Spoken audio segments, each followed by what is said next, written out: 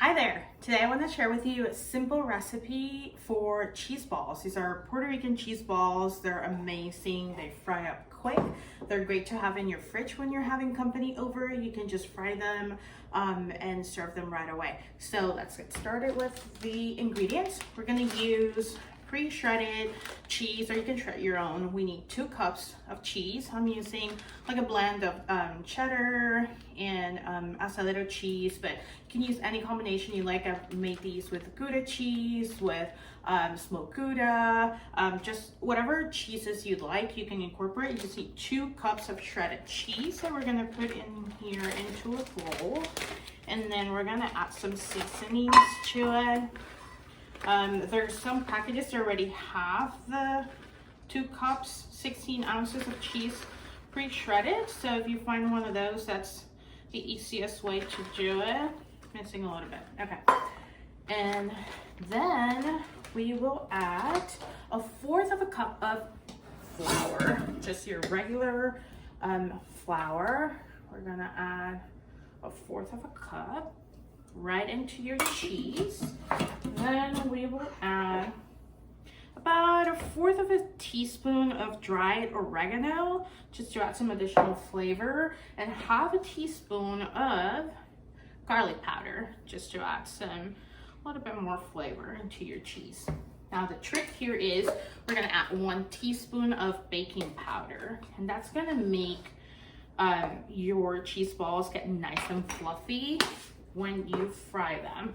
Now that we have all of those in here, I'm gonna go ahead and just kind of move it around, make sure that all that flour and all the seasonings incorporate into the cheese, and that everything's like kind of well blended together. Then we will add 1 egg.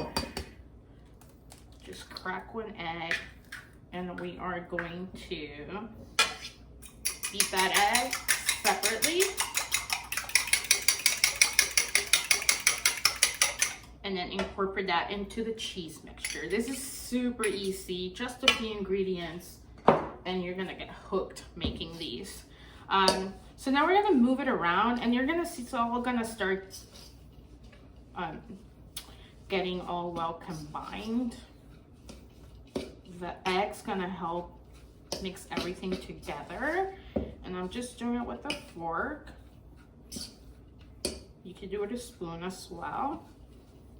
Just keep moving it around until all of the cheese is like well mixed with everything else in there.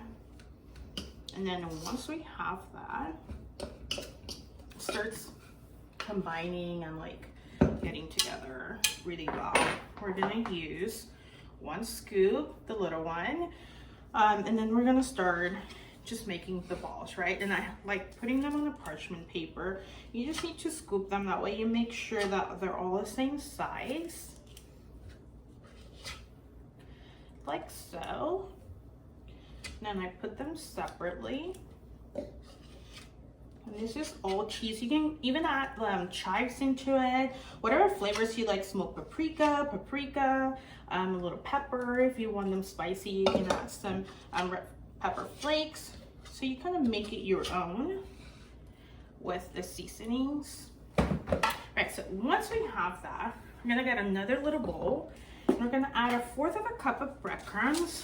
I'm using Parmesan breadcrumbs here. You can use the seasoned ones. You can use panko breadcrumbs if you have those. Whichever breadcrumbs you like best. And then we're gonna add another like 1/4 of a cup of flour. And I like combining these two because the breadcrumbs give it a little bit more texture than if you were to just use just the flour. So I like combining those two.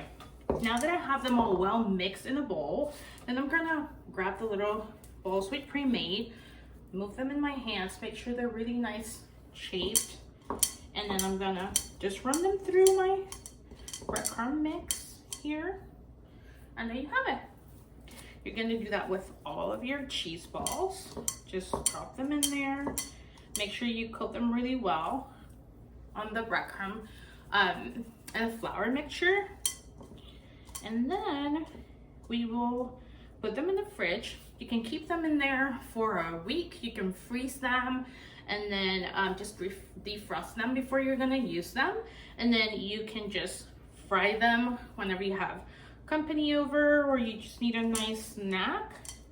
You're gonna fry it on any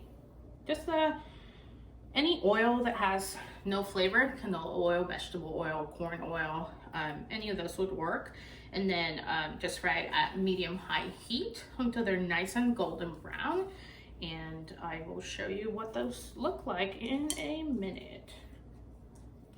Let me keep moving this around. And you can see this comes together so quickly, which is a nice like last minute option to have for an appetizer. So if you have people coming over, you can make them a couple of days in advance, keep them in your fridge, then take them out, fry them, and have them ready to go. I will make another video of a couple of other recipes I have for sauces that you can use to serve along with these cheese balls. One of them is a delicious guava sauce. I love the sweet savory combination, so I will make sure to share that with you on another video. All right, so we have these, and now we're gonna go ahead and fry them so you can see what they look like. Right, so now we have our oil nice and hot, ready to drop our cheese balls in there. Gonna keep it at medium-high heat. You don't want them to get too much color right away. You want them to cook nice and slowly and let that baking powder we put in there do its thing. So they're gonna be nice and fluffy. I like to fry just a few at a time. They're gonna expand a little bit while they fry. And then look at how beautiful, nice and golden brown they get. And this is only gonna take a couple minutes. Now from that recipe, you're gonna get about 16 cheese balls. So nice for like, you know, small group of people coming over. Look how quickly they puff up and get nice and golden brown. If you're gonna keep them on the fridge instead of frying them right away, I like to put them on a parchment paper inside a bowl, and I like to add all the remaining flour in here just so that they don't stick together. And they have a nice like coating when you're ready to fry them. So just keep them in there and then just put them in your fridge. And like I said, you can keep them in there for a week, or you can put them in your freezer. And look at these. These are looking amazing. You see they expand a little bit. I'm gonna dry them, take them out of the oil into a paper towel.